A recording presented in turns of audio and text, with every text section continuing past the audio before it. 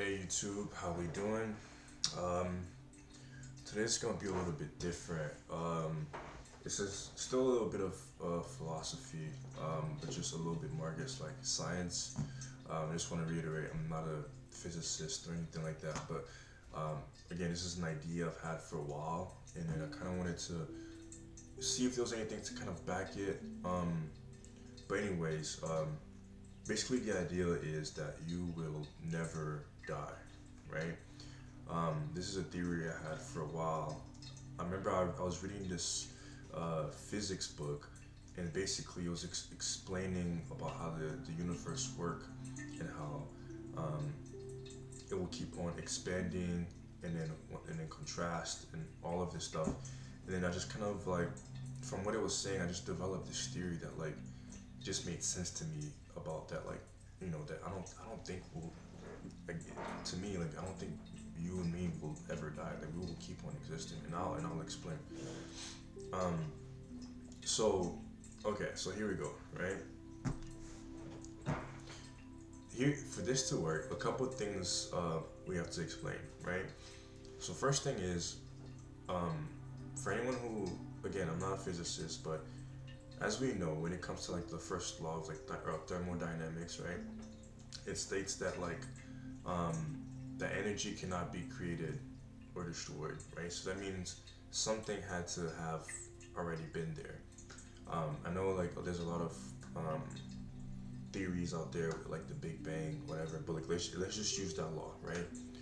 Energy cannot be created or destroyed, only transformed from one form to another. That's like the first law of thermodynamics. So if we keep um, that same idea, right? It cannot be created, right? Meaning that it kind of had to already been there.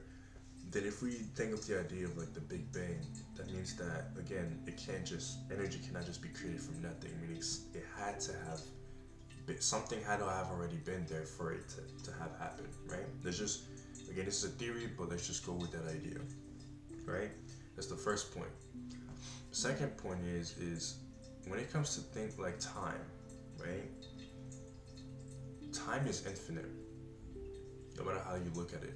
Whether we die, whether the universe um, ceases to exist, um, again, as we know it, it cannot be created or destroyed. So, meaning that whether I know a lot of philosophers and just ideologists would say that like time is a concept or whatever, but regardless, um, time as of itself, whether we try to understand it for our own or we have a name for it or not, exists outside of us, right? It's to me, it's time is pretty much the universe. It's how we calculate how things progress, right? It is something that is beyond us, that is infinite.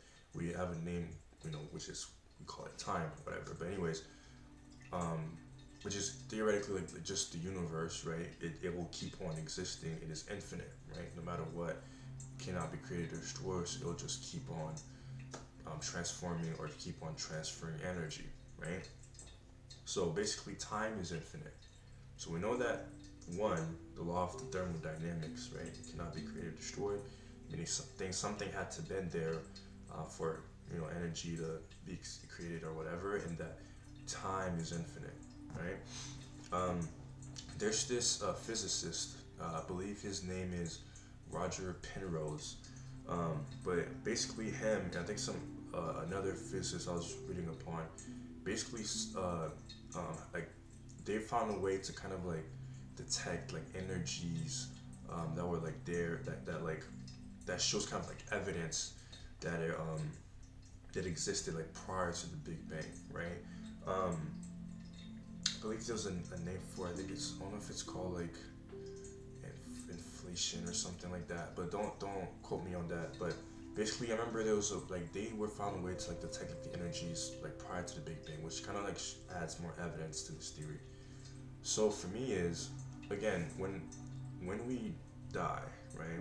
When we cease to exist, like what makes us, right? What makes you and me doesn't go nowhere. Like yes, it ceases to exist because it's like as a way like there's a lot of energy that makes us up, and so once we die, it breaks up into different components that kind of causes us to lose consciousness and dissipate, which doesn't no longer make us, but but the energy that theoretically makes us, like you as in your consciousness or your person, doesn't fully get destroyed. It gets broken down to individual parts and gets again transferred and used, but it's still there. No matter how long time keeps on going, it will always remain there, right? Because again, it cannot be destroyed.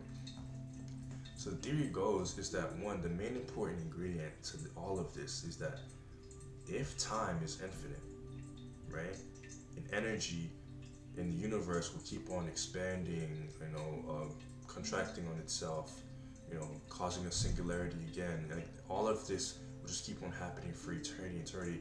Even if, like, let's say the world ends, right, and it takes, and the universe ends, and it takes years and how many billions of years, and nothing happens, and another world gets created, or another Big Bang happens, and it's not the same world as our own. The main catalyst is that because time is infinite, even if it's like a billion zeros, right, for the occurrence of the exact same you or the exact same situation to occur, because it's happened, that means there has to be a one, right? No matter how many zeros that's existed, that is in the front, there has to be a one because it's already like, you know what I'm saying? It's the possibility already has been made that it's possible. So because it's possible, even if there's even if there's infinite of time that passes, eventually, this because the same ingredients that make you in this, that makes you exist, there will be a time where you will exist again. But the same components will mix and, whatever in form and make you, whether in a different situation where it's like you're in a different form or whatever, or the same you in the same situation where where this all of this is basically repeating itself. Why? Because again, time is infinite.